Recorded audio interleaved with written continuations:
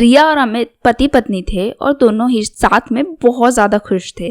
वो हमेशा बाहर जाते, घूमते फिरते और एक दूसरे के साथ बहुत खुश रहते। ऐसे ही एक दिन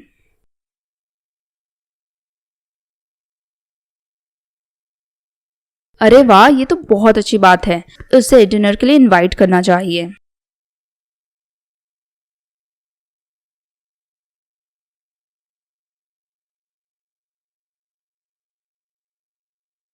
वो जैसे ही मेरा हाथ का खाना खाएगा वो मेरा सबसे बड़ा फैन बन जाएगा।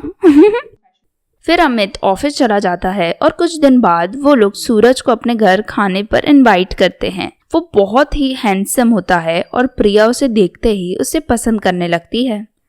Thank you for inviting me. मुझे यहाँ पे आकर बहुत खुशी मिली। आप लोगों के साथ बैठ के बहुत अच्छा लगा।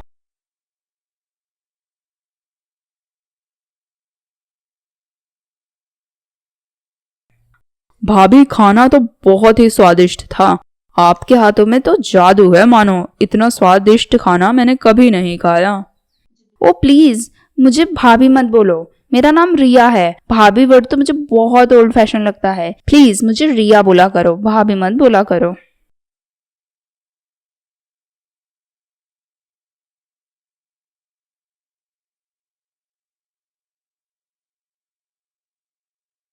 Okay Riya, it was a lovely meeting you both. अब मैं चलता हूँ, हम जल्दी ही मिलेंगे।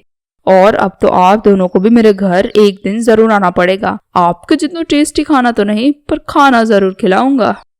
वापस जरूर आना, मुझे तुम्हें फिर से खाना खिला के बहुत अच्छा लगेगा, ठीक है? हाँ हाँ, मैं पक्का वापस आऊंगा। आखिर रिया के हाथों का खाना फिर से जो खाना है।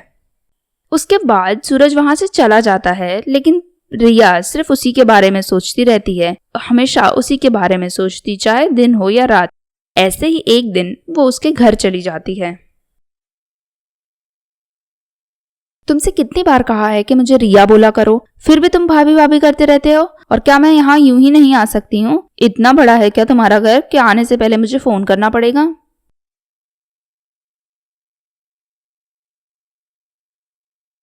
कुछ नहीं, कुछ काम नहीं था, बस मुझे तुम्हारी बहुत याद आ रही थी और मुझसे तुम्हें मिले बिना रहा नहीं गया। इसलिए मैं यहाँ कुछ भी सोचे समझे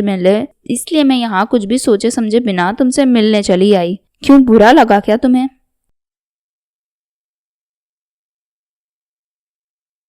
सच कह रही हूँ, जो भी कह रही हूँ। आखिर कब तक छुपाऊं? मैंने तुम्हें जब पहली बार देखा था तब से ही तुम मुझे बहुत पसंद हो और मैं तुम्हारे साथ रहना चाहती हूँ, तुम्हारी गर्लफ्रेंड बनके। तुम अगर मुझे पसंद करते हो तो तुम मुझे अभी ही बता दो, और नहीं करते हो तो भी बता दो।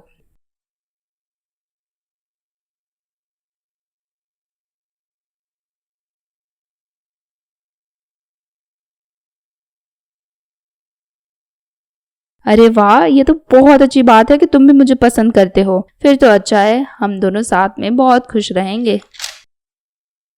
अब वो दोनों गर्लफ्रेंड बॉयफ्रेंड बन जाते हैं और रिया अपना सारा टाइम उसी के साथ बिताती थी और अमित के ऊपर वो जरा सा भी ध्यान नहीं देती थी। अमित को भी इन बातों का एहसास होने लगा कि रिया में कुछ बदलाव आ रहे हैं, इसलिए वो रिया से पूछता है,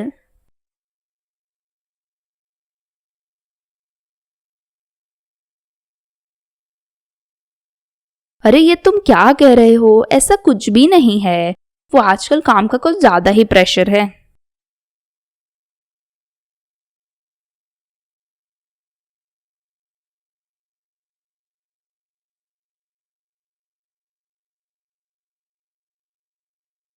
मैं अपने दोस्तों के साथ नहीं जा सकती हूँ क्या कहीं घूमने? हर बात तुम्हें बताऊं? और ये फालतू के शक करना बंद कर दो मुझ पे, मुझे पसंद नहीं है ये सब।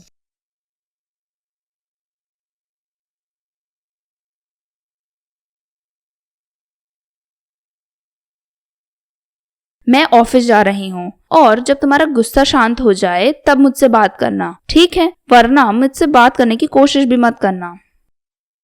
रिया गुस्सा होकर वहां से चली जाती है, लेकिन वो ऑफिस नहीं जाती बल्कि वो सूरज के घर जाती है और जाते ही वो सूरज से कहती है, चलो हम कहीं चलते हैं, मुझे यहाँ अब नहीं रहना है।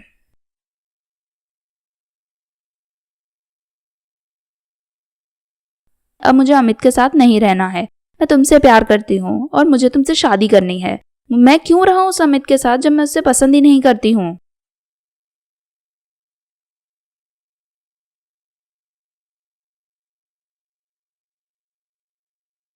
उससे डिवोर्स दे दूंगी। तुम उसकी चिंता क्यों कर रहे हो? वो सब मैं देख लूंगी। तुम बस मेरे साथ कहीं चलो अभी के अभी। मुझे अब यहाँ 1 मिनट नहीं रहना है।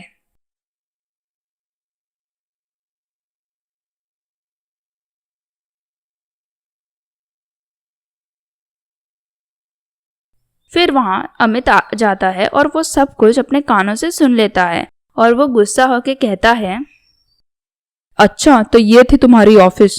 तुम तो झूठी निकली रिया। मैं तुम पे आंख बंद करके भरोसा करता रहा और तुम मेरे पीठ पीछे ये हरकतें करती रही। तुम यहाँ पे क्या कर रहे हो?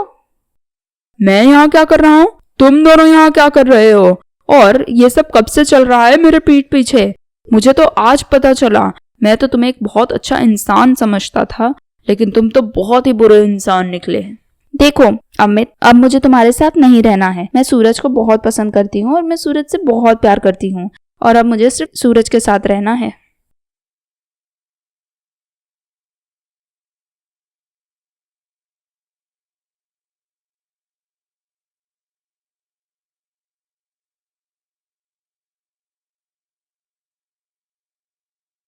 ठीक है, मैं चला जाता हूँ यहाँ से, कोई दिक्कत नहीं है।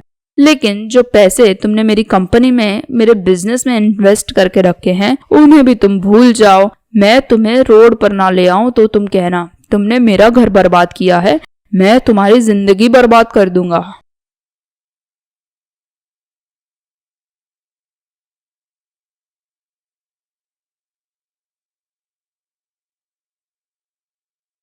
सूरज, ये तुम क्या कह रहे हो? मैं तुम्हें इतना प्यार करती हूँ और तुम मुझे छोड़ के जाने की बातें कर रहे हो।